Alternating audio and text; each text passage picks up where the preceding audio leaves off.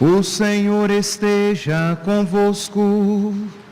Ele está no meio de nós. Proclamação do Evangelho de Jesus Cristo segundo Marcos. Glória a vós, Senhor.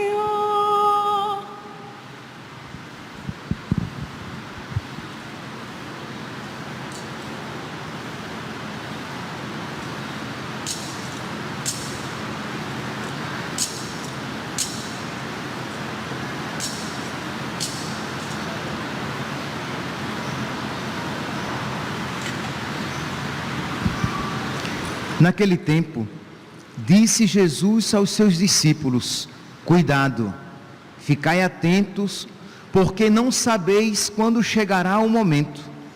É como um homem que ao partir para o estrangeiro, deixou sua casa sob a responsabilidade de seus empregados, distribuindo a cada um sua tarefa, e mandou o porteiro ficar vigiando.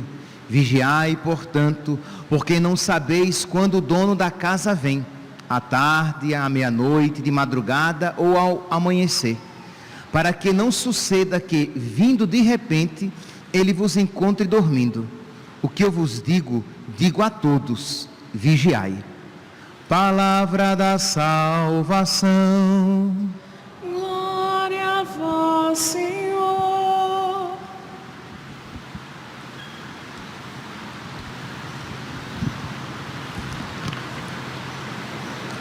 Caríssimos irmãos e irmãs, com esta celebração, nós damos início ao santo tempo do Advento, tempo de preparação para o Natal, tempo de preparação para que nós acolhamos Jesus Cristo na nossa vida. Esse tempo de 4 semanas, já foi um tempo um pouco maior. Hoje, depois da reforma litúrgica, é um tempo de 4 semanas, que ele se distingue até o dia 16, para aqueles que fizerem a missa diária, eles vão perceber que os textos falam de uma preparação para a segunda vinda de Cristo. Até o dia 16, são textos escatológicos, que continuam nos preparando para a chegada do Senhor, que vem num dia em que a gente não sabe, numa hora em que a gente não espera. A partir do dia 16, aí a tônica se torna diferente. É uma preparação para a vinda de Cristo no Natal. Pois bem, mas é interessante, quando nós colocamos essas duas vindas de Cristo, que nós tenhamos em mente uma outra realidade, que é aquela realidade diária e cotidiana da vinda de Cristo à nossa alma. São Bernardo, abade de Claraval, de um mosteiro em Claraval, ele falava dessas 3 vindas de nosso Senhor. A primeira vinda, a vinda humilde na carne, deitado numa manjedoura, como nós contemplamos no presépio. A terceira vinda, a vinda gloriosa sobre as nuvens, quando ele vai julgar a todos, implantando o juízo final, realizando o juízo final. Só que a primeira, a terceira, a segunda vinda, esta vinda aqui na nossa vida diária, cotidiana, em que o Senhor vai visitando as nossas almas, o Senhor que nos visita no pobre e no necessitado, como nós ouvimos no Evangelho do domingo passado. Eu tive fome e me deste de comer, eu tive sede e me deste de beber, eu estava nu e me vestiste, eu estava preso e doente e foste me visitar. Mas o Senhor também que nos visita por meio dos sacramentos que nós recebemos. Todas as vezes que nós recebemos um sacramento de um modo especial, refiro-me aqui à Eucaristia, é Jesus que entra na nossa alma. Mas também, por exemplo, na confissão, quando nós nos confessamos, Jesus nos visita perdoando-nos e libertando-nos dos nossos pecados. Em todo o sacramento nós experimentamos uma visita de nosso Senhor, mas também o Senhor nos visita quando ouvimos a sua palavra. O Senhor nos visita quando um impulso de generosidade, uma inspiração nos visita a nossa alma, o nosso coração, e nós percebemos que aquele desejo de santidade não poderia ter vindo de nós. O Senhor nos visita quando nos pesa a consciência e percebemos que fizemos algo que desagradou a Deus. Isto é, há várias visitas de Deus na nossa vida. Pois bem, tendo então em mente este pano de fundo, vamos lançar o nosso olhar sobre a liturgia que a igreja reserva para nós no dia de hoje. A primeira leitura, retirada do livro do profeta Isaías. Já falei algumas vezes o quanto este livro, a leitura deste livro é adequada, enquanto esta leitura é adequada durante o tempo do Advento. Quem puder, quem nunca leu o livro do profeta Isaías do início ao fim, seria uma das boas práticas do Advento, você lê o livro do profeta Isaías. Pois bem, aqui no livro do profeta Isaías, o profeta, ele faz uma súplica a Deus: se rompesses o céu e descesses. Esta promessa, esta súplica do profeta foi realizada em Jesus Cristo. Em Jesus Cristo, literalmente, os céus foram rompidos e ele desceu à terra. Existe um cântico muito apropriado para o tempo do Advento, um canto bonito em latim, Rorate Caeli, que nós temos até uma versão em português: das alturas orvalhem o céu e as nuvens que chovam o justo, que chovam justiça, que a terra se abra ao amor, germinando o Deus Salvador. Mas assim, das alturas orvalhem o céu.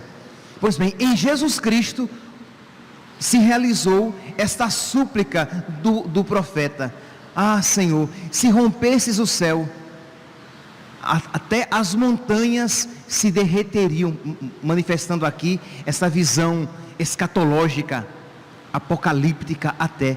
Pois bem, em Jesus Cristo esta promessa se cumpriu. Jesus desceu e veio morar entre nós. E continua aqui o profeta, que ele diz: vens ao encontro, no versículo 4, o Senhor que rompe o céu e ele vem ao encontro daquele que pratica a justiça com alegria, de quem se lembra dele nos seus caminhos. Ele se irritou conosco por causa dos nossos pecados, mas está disposto a nos salvar novamente.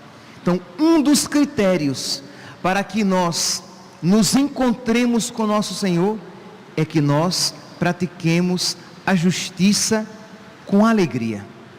Isto é, a palavra justiça na Sagrada Escritura, ela é muitas vezes, quase sempre, um sinônimo de santidade. Então para que nós possamos experimentar, para que nós possamos nos encontrar com Cristo, que rompeu os céus e desceu, e que nós podemos com Ele nos encontrar na nossa vida aqui na terra, nós precisamos praticar a justiça com alegria. E aqui, meus santos, está algo que ou nós rezamos e pedimos a Deus que nos conceda esta graça, ou será sempre uma realidade longínqua a nós. Nós, por nós mesmos, já somos incapazes de praticar a justiça. Isto é, por nós mesmos, até as coisas boas, somente praticá-las, já seria impossível a nós. E praticá-las com alegria, praticá-las com amor, mais ainda. isto é, mais ainda necessitamos da graça de Deus. Então, neste tempo do advento, nós querendo encontrar o Senhor, querendo ter esse encontro com o Senhor, nós somos chamados então a pedir a Deus, uma das súplicas, que Ele nos ajude a fazer o bem, a praticar a justiça, a viver a santidade com alegria.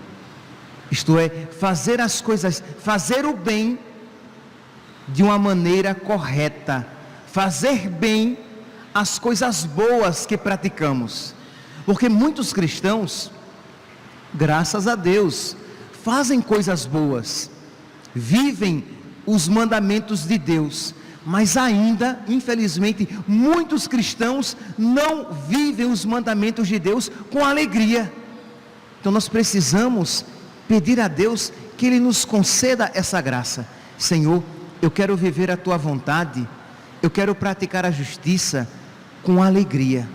Eu quero, Senhor, desejar fazer a Tua vontade com todo o meu coração. E você diz: Padre, mas é difícil. Se já é difícil fazer a vontade de Deus, imagine fazer a vontade de Deus com toda a alegria, sabendo que às vezes a vontade de Deus, ela é dolorosa, ela é custosa. Mas, meus santos, recordemo-nos, não nos esqueçamos, Deus pode modificar os nossos corações. É uma realidade que às vezes nós repetimos como se fosse assim uma frase feita, mas não refletimos sobre isso. Isto é, Deus pode mudar os nossos corações e consequentemente Ele pode mudar os nossos gostos, de modo que nós nos alegremos até mesmo com a cruz, de modo que nós nos alegremos até mesmo com as realidades dolorosas. Por quê? Porque esta é a vontade de Deus, porque isto agrada a Deus. Santo Agostinho, já falei aqui tantas vezes e repito, ele diz: quem ama a Deus, quem ama não sofre, porque se sofre, ele ama até o próprio sofrimento. Isto é, Deus pode mudar os nossos corações de tal maneira que os nossos corações se tornem semelhantes ao coração do seu Filho. Ora, se nós não cremos nisso, como é que iremos suplicar? Mas se nós dizemos: sim, Senhor, eu creio que o Senhor pode mudar os nossos corações, que o Senhor pode mudar o meu coração, então você ousa rezar e pedir a Deus que Ele conceda a você a graça de amar a vontade dEle com alegria, de fazer a vontade dEle com amor, com alegria, não apenas obedecer os mandamentos de Deus como um escravo, mas obedecer os mandamentos de Deus como um amigo de Deus, fazer a vontade de Deus como um amigo de Deus, abraçar a vontade de Deus com amor, como eu abraçaria a realidade mais desejável neste mundo. Apenas um exemplo, pobre, mas que talvez clareie a sua compreensão. Nem sempre é adequado dar um exemplo da própria vida, mas para que vocês compreendam que é pura graça de Deus. Quando eu era jovem, antes de ser vocacionado e fui chamado ao sacerdócio, a ideia de ser padre era a realidade mais desesperadora da minha vida. A ideia de ser padre me era totalmente contrária. Eu não sentia absolutamente inclinação alguma. Eu não sentia inclinação absolutamente alguma. Às vezes eu vejo algum rapaz que diz assim: tá bom, eu vou pensar se essa é a vontade de Deus. Eu nem isso dizia, eu não queria que Deus não queira isso, porque eu não tenho vontade nenhuma, eu nunca pensei, eu não quero absolutamente. E meus irmãos, Deus, com gozosa violência, Deus mudou o meu coração, que já, não apenas hoje, já lá, quando eu disse sim, era a coisa que eu mais queria. Entende? Quer dizer, lá atrás, lá com os meus 18 para 19 anos, ali já houve a transformação. E Deus me fez querer como a coisa mais querida do mundo. Quem me acompanhou no seminário sabia que era quase uma obsessão ser padre, ser ordenado. Mas quem me viu desde pequeno sabia que a minha vontade era outra. Quem me viu no início do chamado viu que eu não queria, e eu dizia: eu nunca pensei nisso, eu não quero isso, eu não gosto disso. E era verdade. Eu não gostava da ideia, eu nunca tinha pensado, eu não me sentia atraído por aquilo. E Deus mudou meu coração, que por graça de Deus é o que eu mais amo na minha vida, e que Deus me conceda a graça de amar cada vez mais. E eu paro e digo: como é que eu nunca desejei ser padre? A coisa mais desejável. Como é que eu nunca desejei? Pois é isso que eu quero dizer. Deus pode mudar o nosso coração de tal maneira que isso que nós lemos aqui na primeira leitura, isto é, o Senhor só vem ao encontro daquele que vive a justiça com alegria. E você vai e diz: então, Senhor, eu preciso viver a santidade com alegria. Eu ainda não vivo, Senhor, mas eu creio que o Senhor pode mudar o meu coração. Na primeira leitura, na oração coleta de hoje, essa oração tão bonita, nós rezamos: ó Deus Todo-Poderoso, concedei aos fiéis o ardente desejo de possuir o reino celeste. Isto é, não está dizendo: Senhor, concedei aos fiéis o desejo de ir para o céu. Não está dizendo: Senhor, concedei aos fiéis o desejo de te possuir. Não, Senhor, concedei aos fiéis o ardente desejo de te possuir. Ardente desejo, desculpe-me aqui o pleonasmo, é desejar com ardor, com veemência, com vontade, com todas as vísceras, com todo o seu ser. É o que você mais deseja, muito mais do que saúde, muito mais do que dinheiro, muito mais do que conforto, muito mais do que beleza, muito mais do que os amores da terra. O que eu mais desejo neste mundo é Deus. Pois bem, é isso que a igreja pede para nós. Aí você, quando ouve isso, você diz: mas eu não sou capaz disso. Não, meu santo, você não, mas Deus sim. Então peça a Deus, e o tempo do advento é este tempo propício para que nós desejemos aquele que vem. Ele veio, ele virá, mas ele continua vindo em cada acontecimento da nossa vida.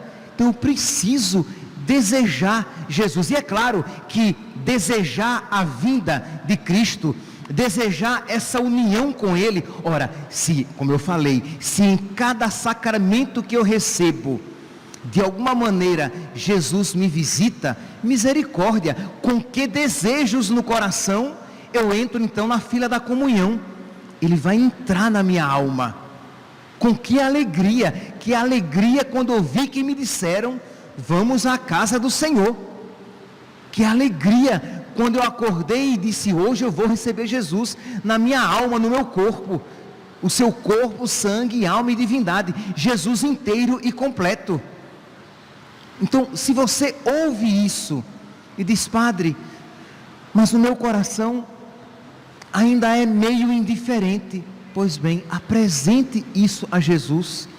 Diga: Jesus, o meu coração é assim, o meu coração ainda é indiferente, o meu coração é frio, eu desejo estar contigo, mas longe estou de um ardente desejo. Eu desejo apenas com a inteligência, porque eu sei, assim, melhor, a minha inteligência vê que eu devo desejar, e a minha vontade fraca deseja, mas eu nem de longe desejo com todas as fibras do meu ser. Pois bem, reconheça isso, humildemente reconheça isso, e diga: Jesus, me ajude. Vinde, ó Deus, em meu auxílio, socorrei-me sem demora.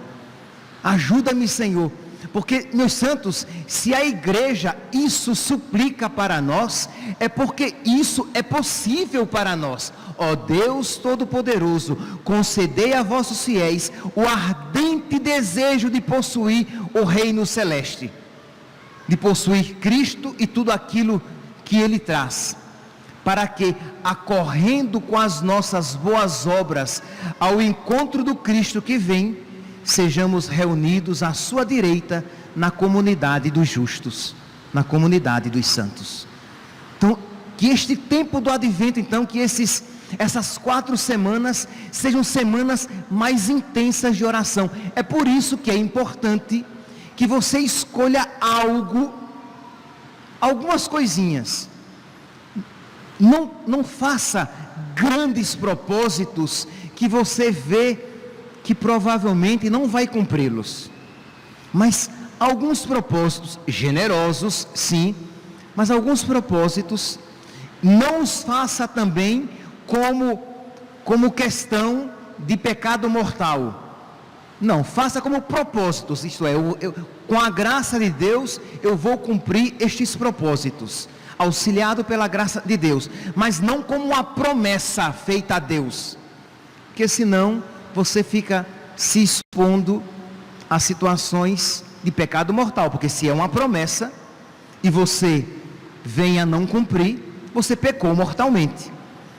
Então, pessoas sem virtude, pelo menos sem virtude necessária ainda, ficam fazendo promessas à torto e à direita, não as cumprem e caem em situação de pecado mortal. Então, isso não é desejável.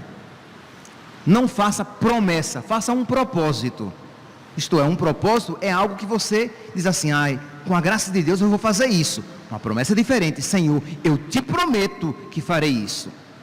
São coisas diferentes, mas o benefício espiritual vai acontecer.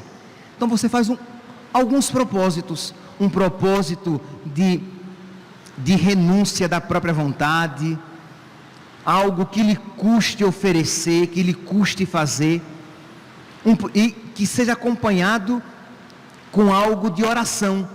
Então você também se propõe, juntamente com aquele propósito de renúncia, você se propõe também a um encontro mais prolongado, por exemplo, na oração.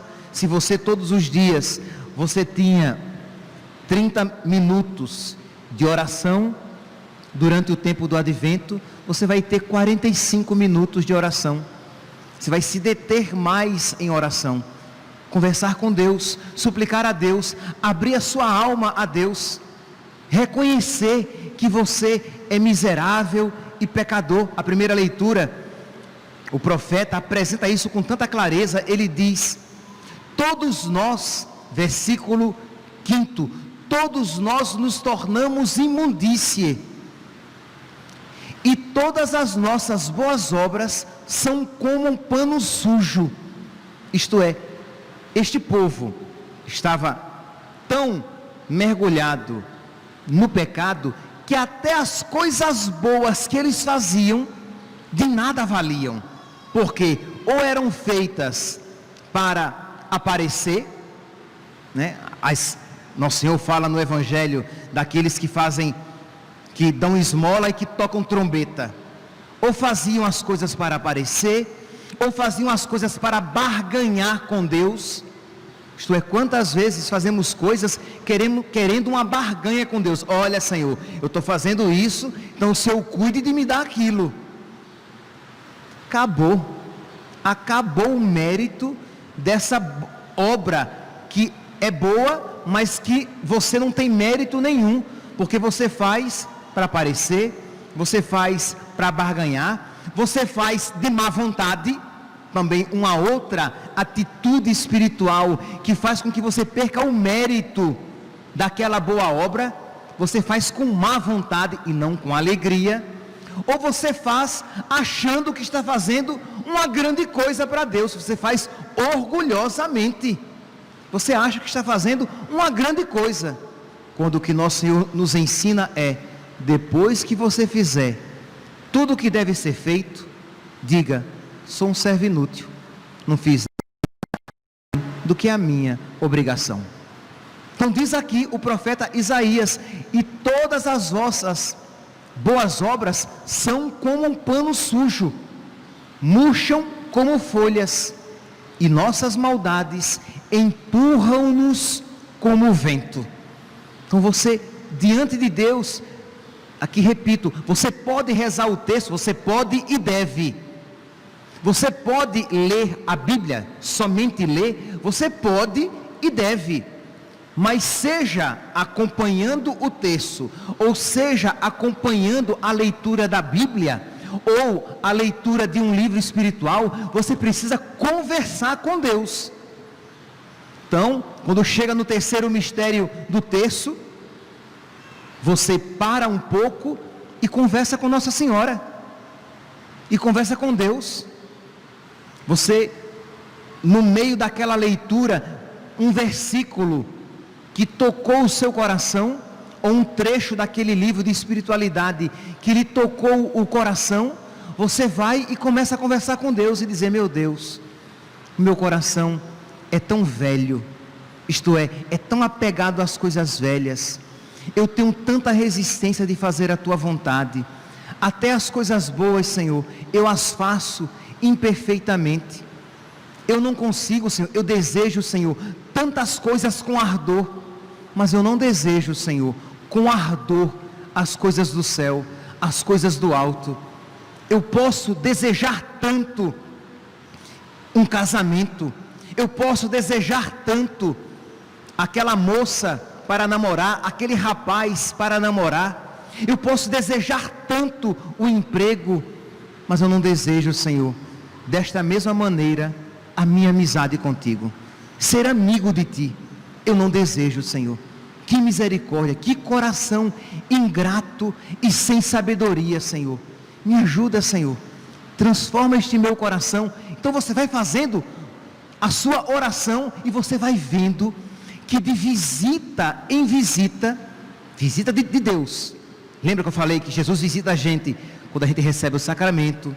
Jesus visita a gente quando ouvimos a palavra ou na pregação da palavra. Jesus está visitando aqui aos corações. Jesus visita a gente na oração. Então em cada visita, cada encontro vai se tornando mais profundo, mais íntimo, mais transformante.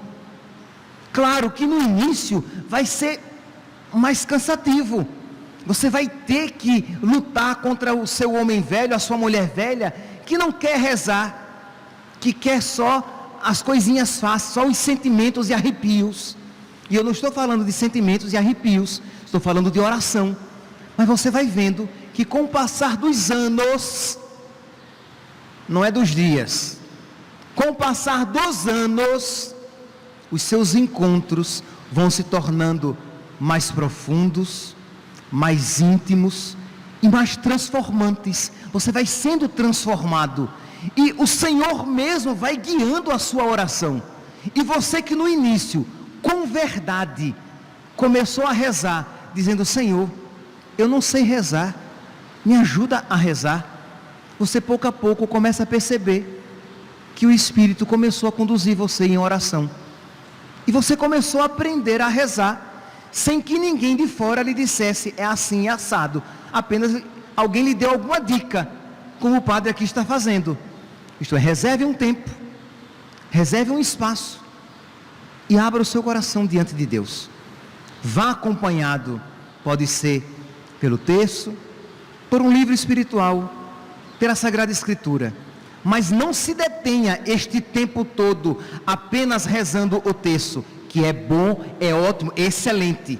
Não se detenha todo este tempo lendo apenas a Sagrada Escritura, que a leitura é ótima, é excelente, mas reserve um tempo no meio do seu texto, no meio da leitura da Bíblia ou do livro espiritual, para conversar com Deus, abrir o seu coração e derramar sua miséria diante dele, pedindo que ele transforme a sua vida. Meu santinho, minha santinha, se você se dispuser a essas 4 semanas assim agir, eu tenho certeza que você vai viver bem o tempo do advento e estará preparado para o Natal. E quando o Senhor visitar você, você estará acordado. Você estará acordada, porque aquele que reza, vigia. De modo que, aqui, leio e termino, aplico e termino com o Evangelho de hoje. Cuidado, ficai atentos, porque não sabeis quando chegará o momento da vinda do Senhor. Mas se você está rezando, você está cuidando, você está vigiando, você está ficando atento. Vigiai, portanto, porque não sabeis quando o dono da casa vem. Então, isto a que o Evangelho nos chama, e que todo o tempo do advento se caracteriza, a esta vigilância. Faça esse propósito, de verdade, além da sua preguiça e do cansaço. O que é que o impede de fazer isso? Imagine, a preguiça é pecado capital. O cansaço é próprio do ser humano, isto é, sempre teremos cansaço. Então, além da preguiça e do cansaço, nada o impede de você dizer: eu vou de verdade viver bem o meu advento. Eu vou me unir a Cristo cansado, mas nunca preguiçoso. Eu vou me unir a Cristo cansado e vou oferecer a Ele o meu cansaço, para que eu viva com Ele, a maneira dEle, o cansaço na minha vida. E quando você, cansada, for para a oração, apresente: Jesus, eu te ofereço este meu cansaço. O meu corpo, Senhor, gostaria de dormir. O meu corpo, Senhor, gostaria de descansar, mas eu te ofereço o sacrifício da minha vontade. Eu vou rezar, Jesus. Isso já será uma oração, pequenininha, mas já será uma oração.